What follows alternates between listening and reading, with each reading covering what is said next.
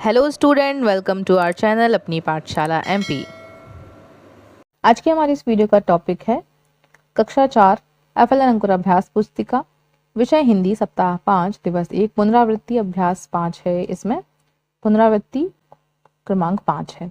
अब मौखिक भाषा विकास चर्चा, चित्र पर चर्चा के लिए प्रश्न दिए गए चित्र पर चर्चा करें। ये चित्र किसका है, इसमें कितने मंत्रालय हैं, कौन सी मंत्रालय किसके पास है, यह किस विद्यालय वाला बाल कैबिनेट है। तो यहाँ पर देखिए, शासकीय माध्यमिक विद्यालय करही डबरा, जिला ग्वालियर, मध्य प्रदेश। स्वास्थ्य मंत्री अमनदीप, पर्यावरण मंत्री रवि सपेरा, कैबिनेट है ये सारे। बाल शिक्षा मंत्री राजवीर जाटव, प्रधानमंत्री पल्लवी रजक और खेल मंत्री, यहाँ पर नाम क्लियर नहीं है आपकी शायद पुस्तक में, तो देख ली, सांस्कृतिक मंत्री हर्षिता बघेल। इसके बाद बाल कैबिनेट में आप कौन सा मंत्री बनना पसंद करेंगे, तो इनमें से आप बता दें। बाल कैबिनेट में कौन कौन से कार्य होते हैं। इसके बाद पठन बोध, तेज धूप में जब राहगीरों को गला प्यास के कारण सूखता है, ऐसे में छोटी सी प्याऊ सबकी प्यास बुझाती है। चौराहे या किसी पेड़ पर मटके रखकर उन पर गीला कपड़ा डालते हैं ताकि पानी देर तक ठंडा रहे। हर आने जाने वाले को ठंडे जल से राहत मिलती है। कहीं पे बाबा, कहीं पे माई जल पिलाते हैं। जल की बूंद बूंद कीमती है। प्यास बुझाना बहुत ही बड़ा पुण्य है। पानी को व्यर्थ न बहाए क्योंकि जल ही जीवन है। लिखित भाषा विकास, लोगों का गला प्यास से कब सूखता है, जब तेज धूप होती है, तब लोगों का गला प्यास से सूखता है। मटके पर गीला कपड़ा क्यों लपेटते हैं, मटके पर गीला कपड़ा लपेटने से पानी देर तक ठंडा रहता है। दो पंक्तियों का सुलेख लिखिए। तेज धूप में राहगीरों का गला सूखता है, प्याऊ सबकी प्यास बुझाती है। इसके बाद अक्षरों में छुपे छह चीजों के नाम ढूंढिए, रेखांकित कीजिए। लता प्राइमर 3 लाओ, और ये जले बीज कौन लाया, जब से बड़े भैया आए सब खुश हैं, सब उसके गांव का नाम लपेड़ा है। बर्फीली हवाएं चल रही हैं, गुलाब जामुन खाना पसंद है। तो यहाँ पर देखिए, अब हमें इसमें से ढूंढना है। यहाँ पर देखिए, जलेबी पहला, दूसरे में है इमरती, तीसरा है बड़े, और पेड़ा, और बर्फी अगला, और लास्ट में है गुलाब जामुन। इसे हमें ढूंढना था कौन सा कहाँ पर है। तो यहाँ पे देखिए, ये लिखा हुआ है बड़े, यहाँ पे पेड़ा, और ये बर्फी यहाँ पर। आगे देखते हैं, लिखित गतिविधियां हैं। आलस्य, काम धंधे, आपस, राष्ट्रीय। नीचे दिए गए शब्दों की उचित खाली स्थान भरिए। तो काम धंधे की तलाश में शहर में जाते हैं। आलस्य का कुछ काम नहीं होगा, 26 जनवरी राष्ट्रीय त्योहार है, कोई आपस में नहीं लड़ेगा। एक एक वाक्य लिखिए। यहाँ पर प्याऊ सबकी प्यास बुझाता है, राहगीर थके हैं, पनघट से पानी भरते हैं, पुण्य, पानी पिलाना पुण्य का काम है।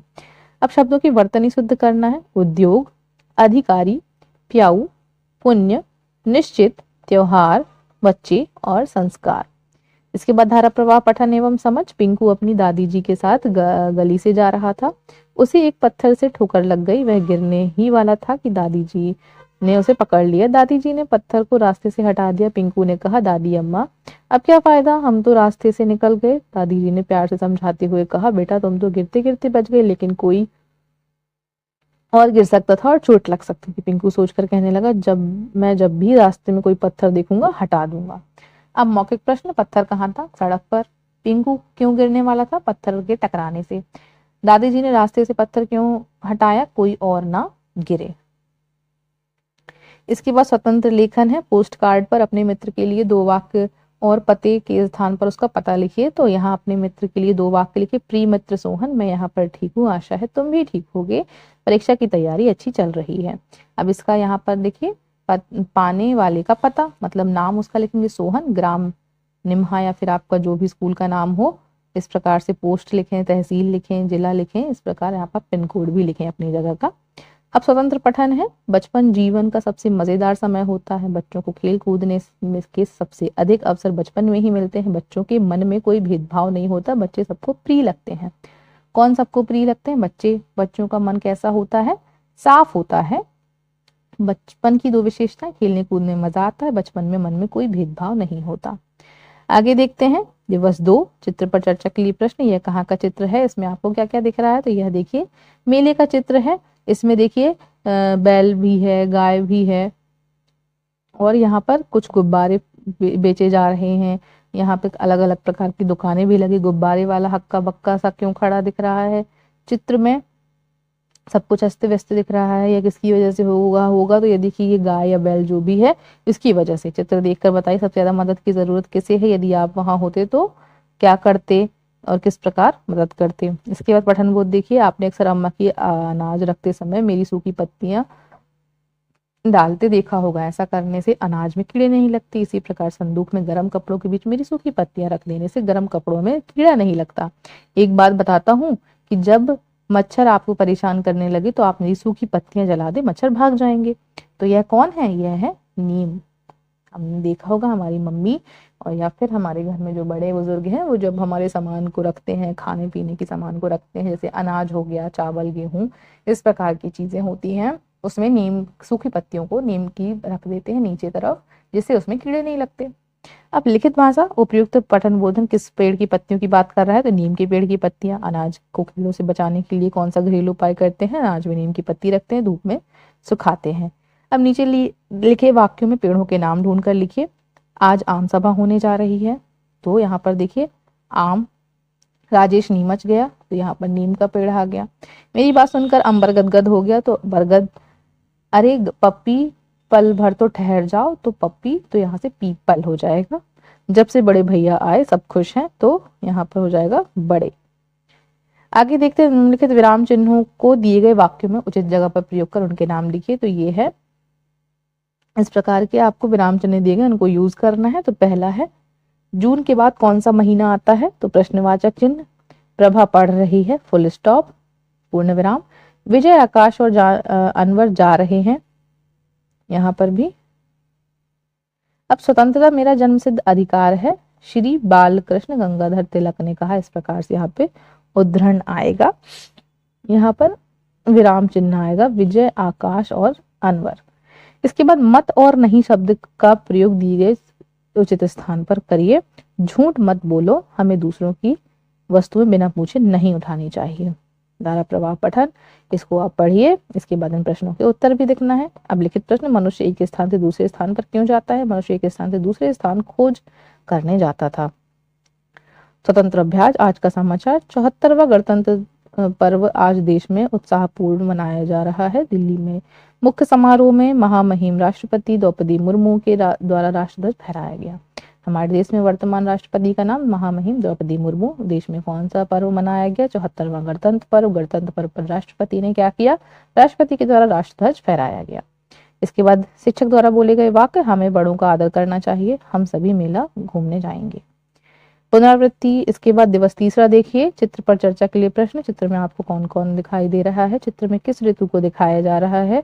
यदि यहाँ पेड़ नहीं होता तो क्या होता? आपको वर्षा ऋतु कैसी लगती है? क्या वर्षा से बचने के लिए पेड़ के नीचे खड़ा होना ठीक है? इसके बाद ये पठन बोध करना है हमें। किसी आश्रम में एक संत रहते थे, उन्होंने एक तोता पाला। वे तोते को रोज सिखाते थे। शिकारी जंगल में आता, जाल फैलाता, दाने का लोभ दिखाता, जाल में नहीं फंसना चाहिए। तोता रोज सीखता तो था, पर उसे समझ नहीं सका। एक दिन शिकारी आया, दाना डाला, जाल फैलाया, वह तोता जाल में फंस गया। पर उन वाक्यों को अभी भी बोल रहा था। संत ने तोते को फंसा देखा तो बड़ा दुखी हुआ। रट्टू तोता ने वाक्यों को रटा, लेकिन समझा नहीं था। अब लिखित भाषा विकास, तोता जाल में क्यों फंस गया? क्योंकि तोता संत की बातों को समझ नहीं सका। इसके बाद संत तोता को जाल में फंसा देखकर क्यों दुखी हुआ? क्योंकि तोते को सही गलत का समझ नहीं पता था। अब पहेलियों के उत्तर, यदि कटे तो सबको, आदि कटे तो सबको तारे, मध्य कटे तो सबको मारे, अंत कटे तो सबको मीठा, और खुसरो वाक को आंखों दिखा। तो काजल है ये। देखो, आदि कटे तो सबको तारे, है ना, आदि कटे मतलब आगे काट दे तो जल, मध्य कटे तो ये मतलब जा हट जाए, का, जा और ला। अब मध्य कटे मतलब ला हटा दो तो क्या हो जाएगा? काल। मध्य कटे तो सबको मारे, काल मतलब सबको जिसका अंत हो जाए। और अंत कटे मतलब लाल कट जाए, ला कट जाए तो बचेगा काज। और अंत कटे तो सबको मीठा, काज मतलब शादी। इसके बाद और खुसरोवा को दीखो दीठा, तो पूरा बन जाए तो काजल। पहेली के उत्तर में शब्द आए तो बीच के अक्षर को, अंतिम अक्षर को हटाकर बने शब्द लिखिए, जल, काल और काज। अब लेखन गतिविधि, इन शब्दों को लिए एक समानार्थी पर्यायवाची शब्द लिखकर वाक्य बनाइए। पेड़, तरु, पेड़ पर पक्षी बैठे हैं। गहने, जेवर, शादी में वधू ने गहने पहने हैं। इसके बाद उदाहरण के अनुसार क्रिया शब्द बदलकर लिखिए। उड़ना, उड़ उड़ना, चल चलना।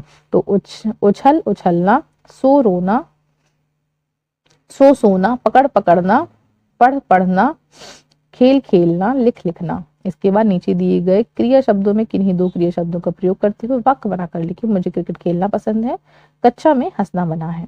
पढ़िए। अगर पेड़ भी चलते होते कितने मजे हमारे होते, बांधने में उसकी रस्सी चाहे जहां कहीं ले जाते, जहां कहीं भी धूप सताती उनके बीच हम छुप जाते, भूख सताती अगर अचानक तोड़ मधुर फल उनके खाते।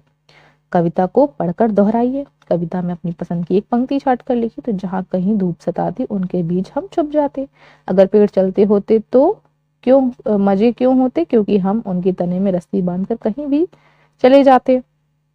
अब देखिए चित्र को देखकर हमें एक कहानी बनानी है। तो यहाँ पर चित्र देखिए, एक देखिए घोंसले में अंडे रखे हुए हैं, फिर कुछ समय बाद उस अंडे से बच्चे हो जाते हैं, फिर बच्चे यहाँ अकेले बैठे हैं और चिड़िया उनको खाना लेकर आती है और उनको उड़ना सिखाती है। तो देखिए अब कैसे बनाए हम कहानी। एक चिड़िया ने घोंसले में 2 अंडे दिए। कुछ समय बाद अंडों से छोटे छोटे 2 बच्चे निकले। चिड़िया उन बच्चों के लिए खाना लाती और उन्हें खिलाती।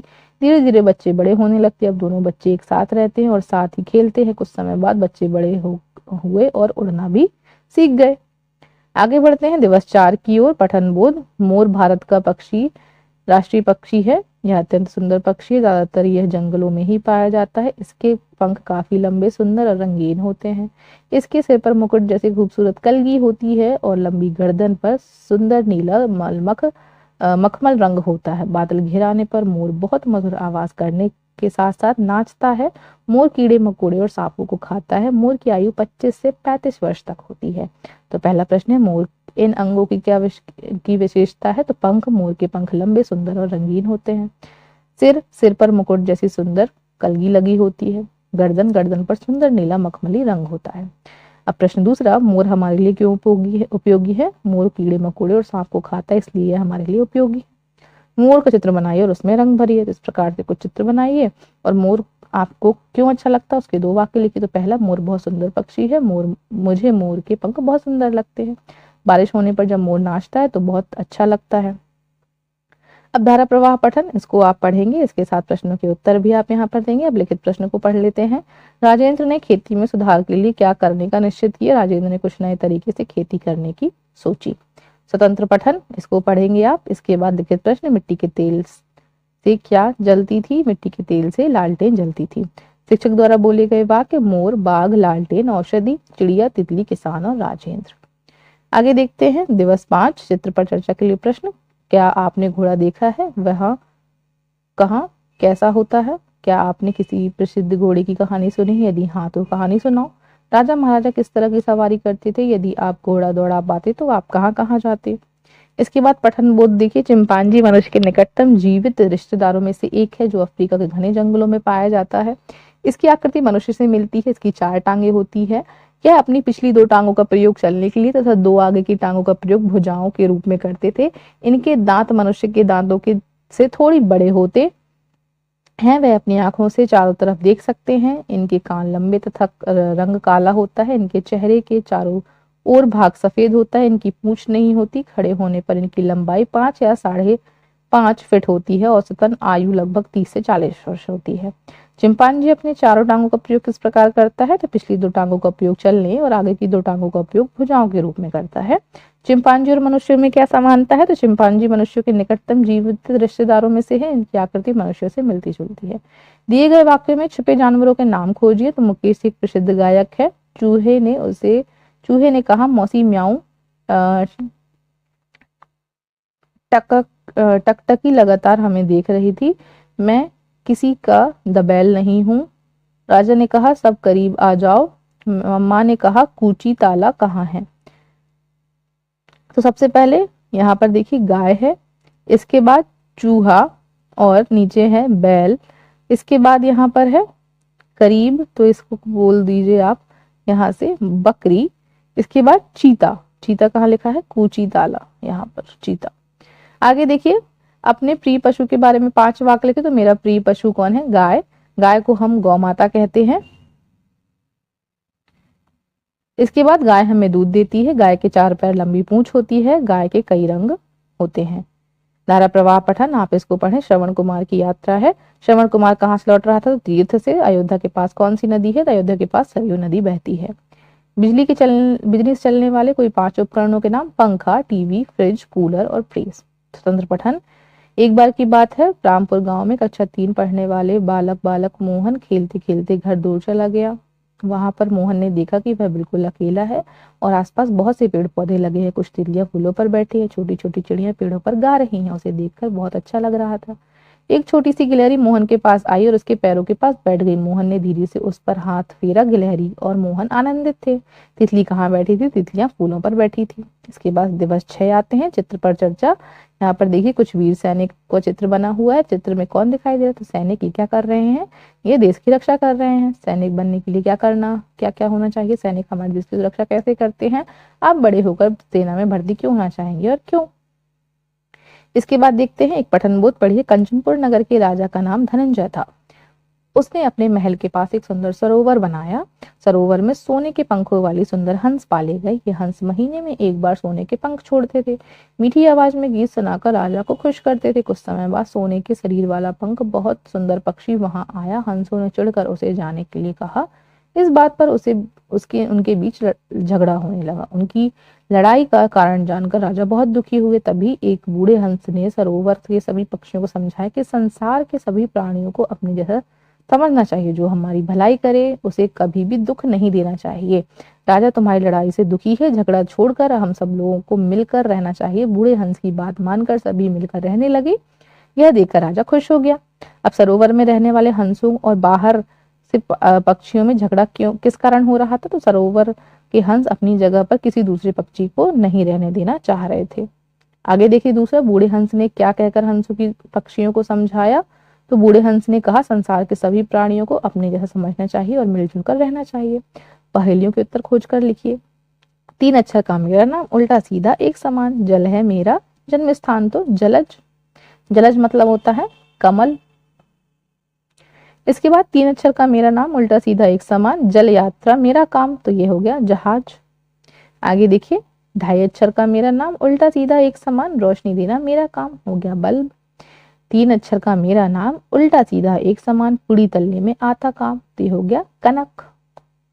5 अक्षर में लिखी जाती, उल्टी सीधी एक सी दिखती। मैं केरल में बोली जाती तो मलयालम। मलयालम भाषा केरल में बोली जाती है। अब धारा प्रवाह पठन, इसको आप पढ़िए। एक गांव में बूढ़ी स्त्री रहती थी, इसके बारे में आप पढ़िए। फिर यहाँ पर मौखिक प्रश्न है। दयावती राहगीरों को किस तरह सहायता करती थी? दयावती की खुश क्यों हुई? दयावती ने भोजन के पैसे लेने से मना क्यों किया? क्योंकि वे पैसे चोरी के, मेहनत के नहीं थे। इसके बाद स्वतंत्र अभ्यास। स्वतंत्र लेखन, झोपड़ी बनाने में कौन कौन सी सामग्री का उपयोग किया जाता है? तो लकड़ी, बांस, मिट्टी, घास को उपयोग किया जाता है। अब पुस्तकालय से एक किताब उठाकर पढ़िए। उसके मुख्य पृष्ठ पर बने चित्र के बारे में 2 वाक्य लिखिए। पुस्तक में चित्र और कोयल का चित्र है। कोयल की आवाज सुनकर मधुर एवं कौवे की आवाज कर्कश लगती है। इस प्रकार से हमने इस सप्ताह जो हमारी पुनरावृत्ति का था उसको बहुत अच्छे से कंप्लीट किया। यह सब पुनरावृत्ति यहीं पर समाप्त की जाती है।